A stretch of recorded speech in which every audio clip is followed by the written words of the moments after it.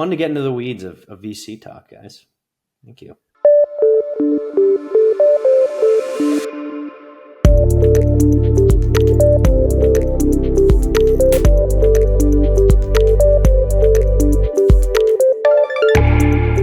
Welcome back to another Kingscrowd Investment Roundtable. We have some great topics lined up for today. We're going to be talking about the most popular investments in Kingscrowd users' portfolios aggregated together. This is a very special chart of the week since it is our 200th chart that we have put out in terms of data analysis. In addition, we're going to be talking about and discussing some updates, some material updates to Elemeno Health, one of the companies that's currently raising capital online. As always, I'm your host, Brian Belley, Vice President of Product at Kingscrowd, and I am joined by our esteemed and amazing investment analysts and senior investment associates, Léa and Teddy.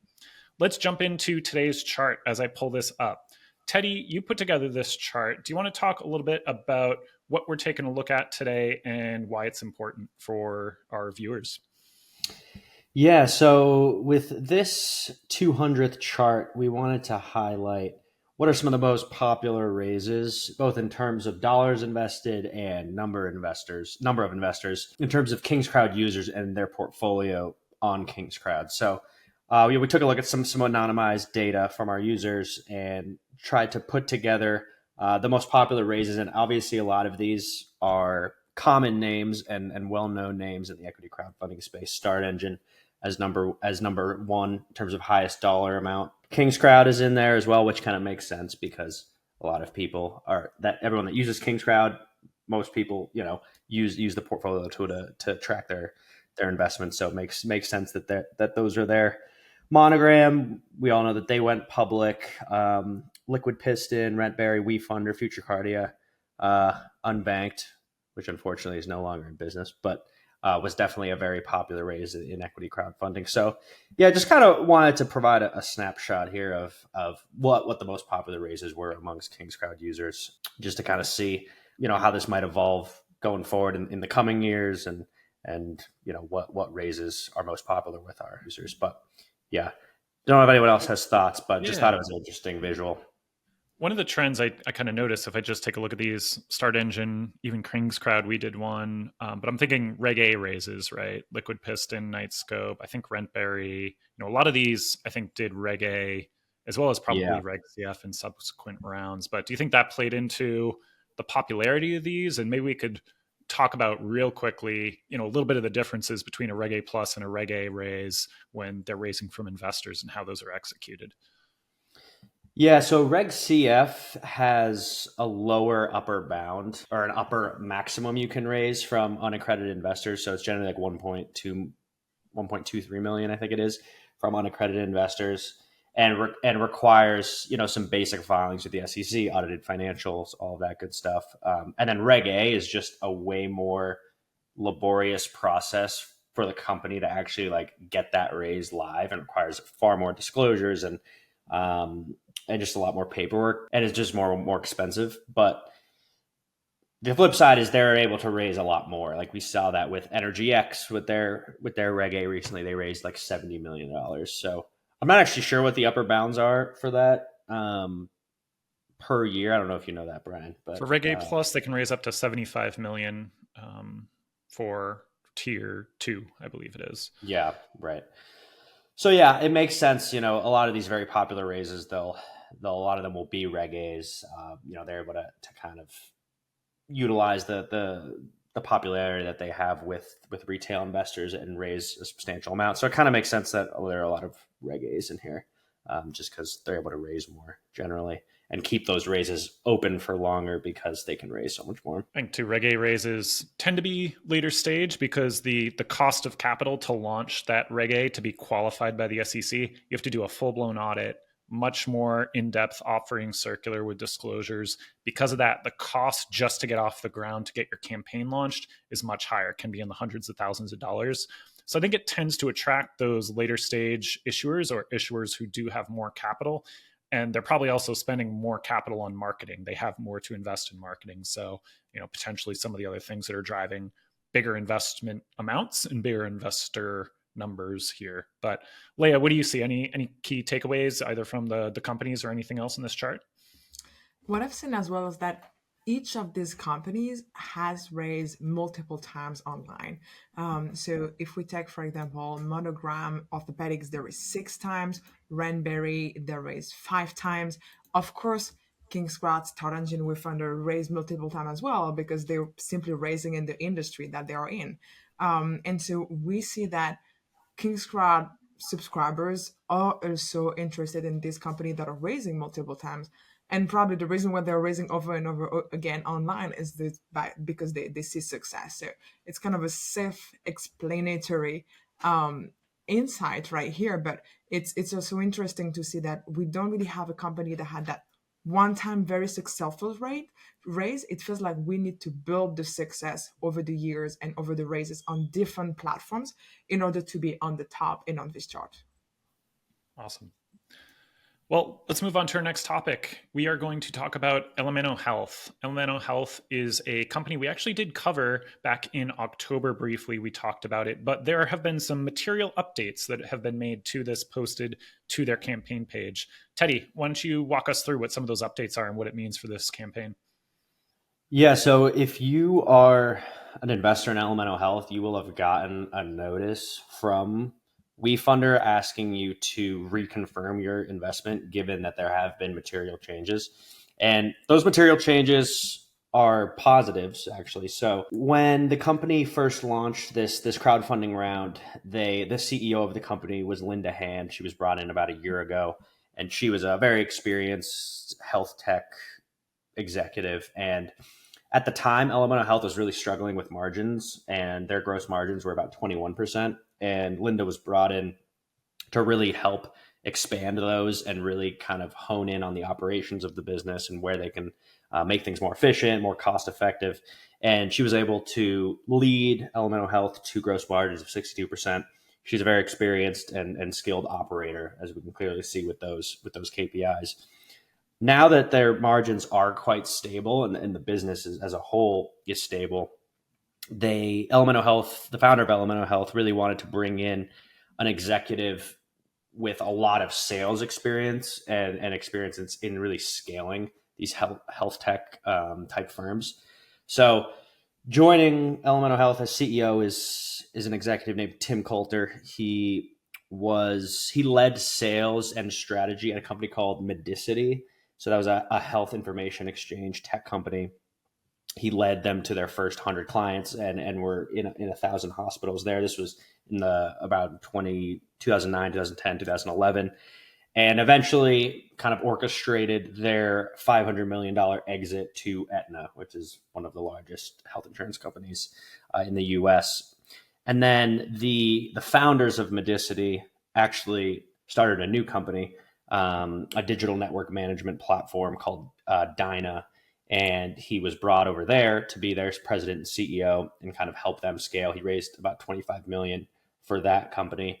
And yeah, basically was looking for his next challenge and has been close with the Elemeno team kind of over the years. And when he became available, Elemeno Health was able to sign him to be their CEO. So I think it's a very positive update from them. They're kind of really using this round, this additional capital from VCs that their existing investors are putting in, and from the WeFunder campaign to just focus on growth and really increasing the top line revenue, which they haven't done in a while because they were so focused on margin expansion. So I think it's the right move for them.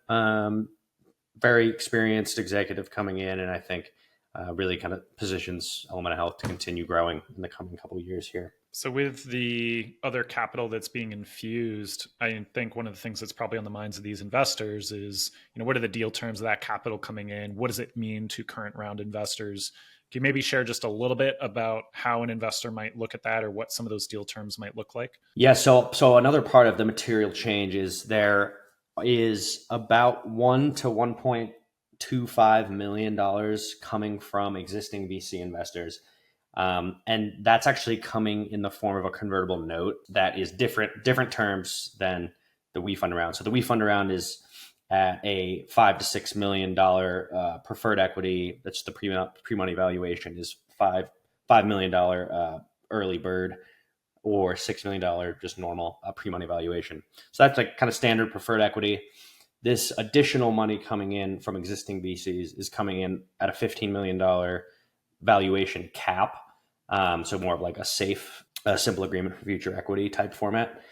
And that's coming in at a 2x liquidation preference. And what that means is when the company liquidates, whether that's through exit or winds down or whatever might happen eventually, before any other investors that are junior to that, to this new money coming in, they'll have to make 2x their investment before anyone else sees any money. It's kind of like a little bit in the weeds of venture capital, kind of like terminology and jargon. But anyway, it's coming in at different terms, and it's usually structured this way, especially for existing VC investors that are like re-upping. They want some more downside protection because they've lost some of the upside. So that kind of is why you see a higher liquidation preference than you might see normally. But anyway, I still think it's a net positive because it gives the company more growth capital and is just structured in a different way that the VCs wanted it to be, but not necessarily super disruptive for investors in this round because they're still getting preferred equity. Yeah, some of the terminology Teddy was using is important to review and be aware of. So, especially I think it's probably more common when you're talking about debt, but when you hear about senior versus junior, senior means you're higher in priority order to be paid out first. So you can think of it as kind of a stack of all the capital that's coming in. People that tend to invest, say earlier on tend to be more junior.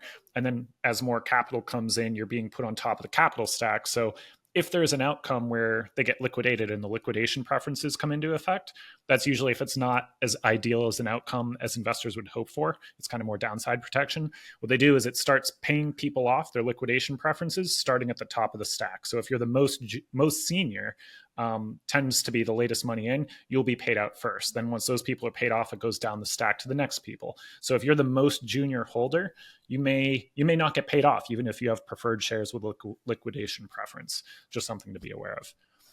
Léa, what do you think, just in terms of any other takeaways from these material changes or Elemeno Health in general? Well, as an investor, it kind of shows that whether you're going to invest in preferred shares or common share can tremendously influence the amount of money that you're going to receive at the time of exit. And so when you invest in a company, let's say you invest in common shares, it's always good to look through the Form C to see if you can find any information if somebody else already has preferred share before you. Because if you have common shares and somebody else has preferred shares, you're going to be paid at the very last. Basically, you're going to be paid at the same time as the founder. We sometimes hear stories of founders that sold the company for a large amount of money, but they raised so much money from VC who had so much preferred shares that they do not get any penny out of the hard work and the sweat that they've been putting for years. So as investors, when you invest in common, it's also very important to try to find that information. At Kingscrowd, in the report, in the price section, if we have such information, we try to share it with you. It's very important to look at it. Now, when you have preferred shared, obviously, it's always more interesting, especially when you invest through crowdfunding. You're never really going to get any voting rights. You're just such a small part in this large company. And actually, a lot of the voting rights are automatically given to the CEO of the company.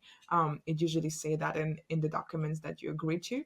So if you can find preferred shares with liquidation preference, because be careful, not every company gives you liquidation preference on preferred shares online. If you find that, it's a protection.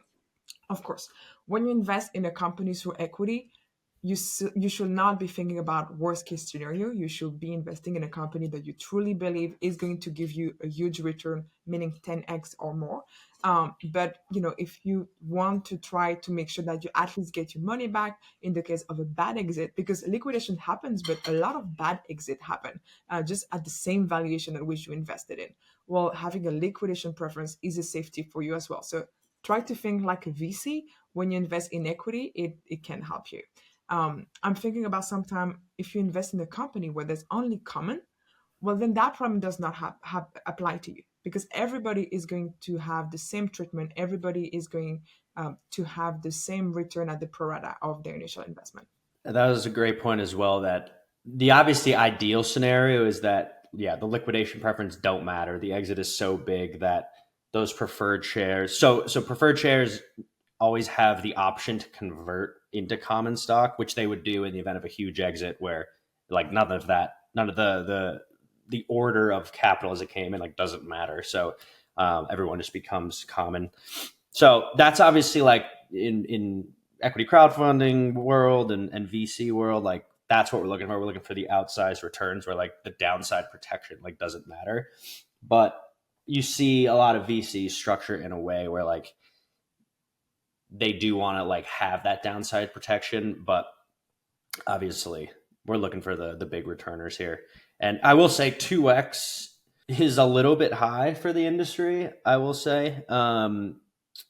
I think these VC investors in Elemeno Health, they've been with the company for a long time. And in order to put in more millions of dollars, they just wanted some more downside protection, whereas like a new VC wouldn't necessarily require that. So that's kind of the reason it was 2x. But it looks like there's about $16 million in the case of Elemeno Health, about $16 million in that kind of liquidation preference overhang. So that's kind of like the hurdle rate of liquidation preferences that will need to be paid before investors in this round will begin to see a return higher than 1x.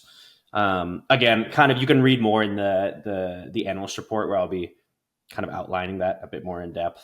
There's so much to talk about with preferred shares and liquidation preferences. We could probably do a whole podcast on that. But one more thing to keep in mind is what is the market norm for that kind of changes over time. So if you go back to 2020 and 2021, the control was much more in the hands of the founders and the entrepreneurs and the issuers, right? There was so much capital out there that they really had the negotiating power. So you probably didn't see, and we could actually run a chart on this, that might be an interesting thing to look at. You probably didn't see as much of that type of deal structure of having higher liquidation preferences when the power was in the hands of the founder. However, fast forward 2 years, capital's a lot tighter. Founders are kind of, running more on fumes in terms of capital and need to raise. The negotiating power now shifts more to the investor side. And that's where some of these larger VC investors especially can negotiate stronger positions for themselves, where you see 1x, even like 2x, much above 2x starts to become more predatory because, if you're paying out 3x liquidation preferences, that's a very, very high amount. But then as Teddy mentioned, there's also non-participating preferred versus participating preferred, which means do you get paid out your liquidation preference plus then be able to get paid out along with the common stockholders versus only getting one or the other. So these are all different types of, you might hear the word deal structure, but depending on kind of what the market environment is like, negotiating power, that pendulum may swing from the founders to the investors or back and forth. And so that's just another thing to keep in mind, that you're not always going to see the same types of deal terms, and that shifts depending on what the market conditions are like. Yeah, and I think that makes sense in the case of Elemeno Health because they're raising at a huge down round. They had a big issue with margins that they've now stabilized, but the power was very much with the VCs of like, okay, we're going to put in more money. Like we need much higher than is normal for downside protection, which is why you see the 2x liquidation preference here. So I still think, that this Elemeno Health is really positioned to grow and it is really in a stable place here. And I think it's not too alarming that they've given out another $1.25 million in this new structure with the 2x liquidation preference. I still think, super bullish on this company still. So a good time to remind ourselves that investing in startups means that first, your investment is going to be illiquid. You do not know when you're going to have a return, but you may also never get a return. The company may still exist, but never exit. You may never have a liquidation event. It may never fail, and it can fail and not have, any cash to pay you, even if you have preferred shares. So what that means is make sure that you only invest the money that you're ready to lose. And while it's good for you to continue looking at the updates that the company send you, maybe reinvest if you believe in the company, just remind yourself that it's not like in the stock market. You can just take the cash anytime that you need. All right. Well, I think we've covered a lot of great topics again today. It's some food for thought to digest and learn more about preferred shares versus common shares for those of you who haven't kind of gone over that topic before.